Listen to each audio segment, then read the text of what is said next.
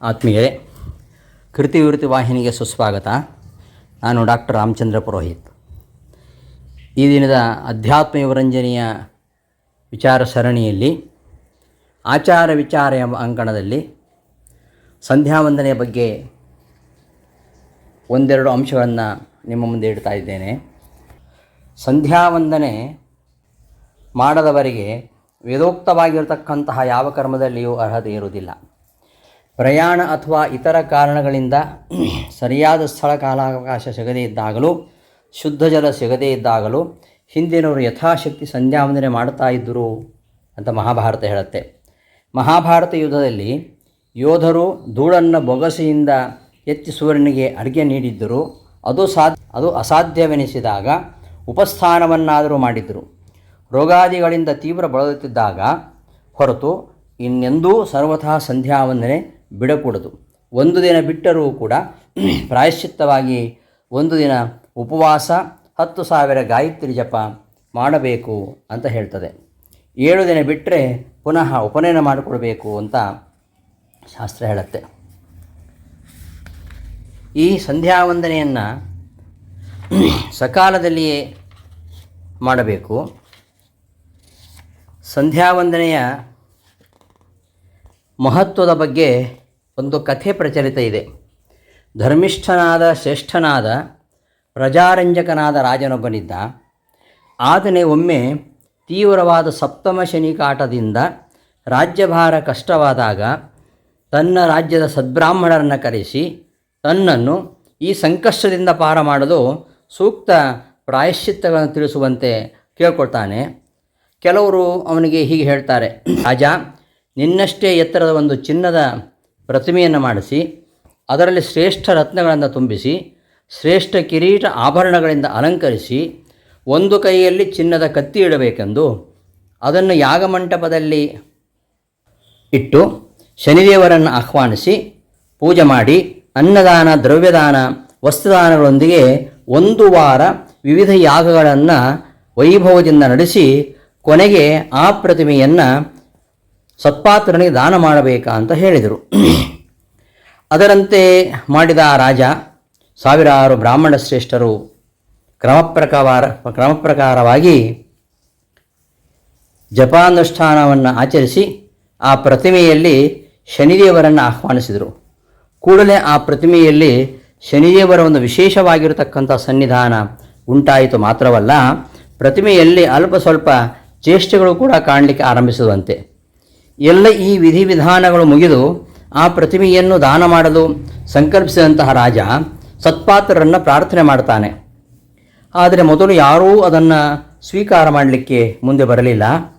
ಅನಂತರ ಒಬ್ಬ ಯಾಜಕ ಅದನ್ನು ಪಡೆಯಬೇಕು ಅಂತ ಪ್ರತಿಮೆಯ ಮುಂದೆ ಬಂದು ನಿಂತಾಗ ಆ ಪ್ರತಿಮೆ ತನ್ನ ಕೈಯಲ್ಲಿದ್ದ ಕತ್ತಿಯನ್ನು ಬೀಸಲಾರಂಭಿಸುತ್ತೆ. ಕತ್ತನ್ನು ಅಡ್ಡವಾಗಿ ಅಲ್ಲಾಡಿಸಿ ನಿರಾಕರಿಸುತ್ತೆ. ಅನಂತರ ಒಬ್ಬೊಬ್ಬರಾಗಿ ಎಲ್ಲ ಬ್ರಾಹ್ಮಣರು ಕೂಡ ಪ್ರಯತ್ನ ಮಾಡ್ತಾರೆ. ಎಲ್ಲರ ಬಗ್ಗೆಯೂ ಅದೇ ರೀತಿಯಾಗಿ ಪ್ರತಿಕ್ರಿಯಿಸ್ತಾ ಆ ಪ್ರತಿಮೆ ನಿರಾಕರಣೆ ಮಾಡುತ್ತೆ. ಎಲ್ಲರಿಗೂ ಪರಮಾಶ್ಚರ್ಯ. ರಾಜನು ಕಂಗಾಲಾದ. ಆಮೇಲೆ ಯಾರು ಬೇಕಾದರೂ ಇದನ್ನು ಪಡೆಯಬಹುದು ಅಂತ ಘೋಷಣೆ ಮಾಡ್ತಾನೆ ರಾಜ. ಕೊನೆಗೆ ರಾಜನಿಗೆ ನಿತ್ಯ ಸ್ನಾನ ಮಾಡಿಸ್ತಕ್ಕಂತಹ ಸೇವಕ ಆ ಪ್ರತಿಮೆಯ ಬಳಿ ಬರ್ತಾನೆ. ಬಂದು ಕೂಡಲೇ ಆ ಪ್ರತಿಮೆಯು ಮಂದಹಾಸದಿಂದ ಗೋಣು ಹಾಕುತ್ತಾ ತನ್ನನ್ನು ಸ್ವೀಕರಿಸುವಂತೆ ಸೂಚನೆ ಮಾಡುತ್ತೆ. ಕತ್ತಿಯನ್ನು ಕೆಳಗೆ ಮಾಡುತ್ತೆ. ರಾಜಸೇವಕ ಆ ಪ್ರತಿಮೆಯನ್ನು ಸ್ವೀಕಾರ ಮಾಡ್ತಾನೆ. ರಾಜನು ಕುತೂಹಲದಿಂದ ಪ್ರಶ್ನೆ ಮಾಡ್ತಾನೆ ಸೇವಕನಿಗೆ. ಸೇವಕ ಉತ್ತರಿಸಿದ: ಹೇ ಪ್ರಭೋ, ಮಂದಮತಿಯಾದ ನಾನು ಅತ್ಯಲ್ಪ. ಆದರೆ ಪ್ರತಿನಿತ್ಯ ತಪ್ಪದೆ ಸಂಧ್ಯಾಕಾಲದಲ್ಲಿ ನಾನು ಸಂಧ್ಯಾವಂದನೆಯನ್ನು ಮಾಡ್ತಾ ಇದ್ದೇನೆ. ಇದರ ಮಹಿಮೆಯಿಂದಲೇ ಇಂತಹ ದೊಡ್ಡ ದಾನ ಪಡೆಯಲು ಶನಿ ಪ್ರತಿಮೆ ನನಗೆ ಸಮ್ಮತಿಸಿದೆ.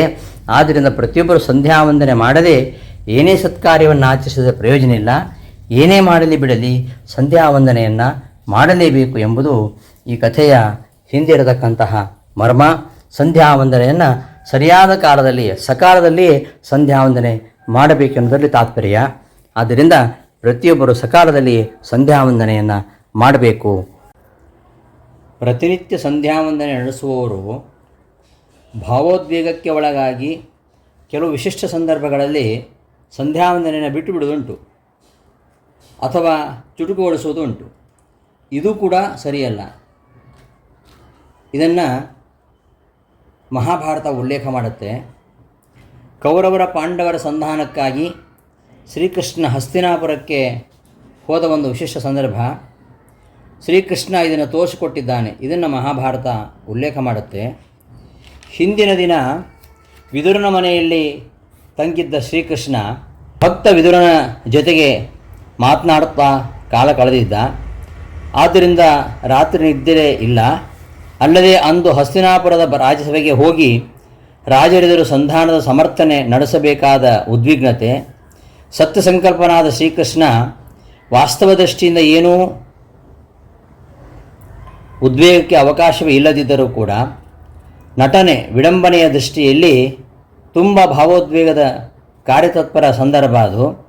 ಆದರೂ ಕೃಷ್ಣ ಮಾಮೂಲಾಗಿ ಸಕಾಲದಲ್ಲಿ ಎದ್ದು ಸ್ನಾನವನ್ನು ಮಾಡಿ ಸೂರ್ಯೋದಯ ಸಂದರ್ಭದಲ್ಲಿ ಸೂರ್ಯನ ಪ್ರತೀಕದಲ್ಲಿಯೇ ಉಪಾಸನೆಯನ್ನು ಮಾಡಿದ್ದ.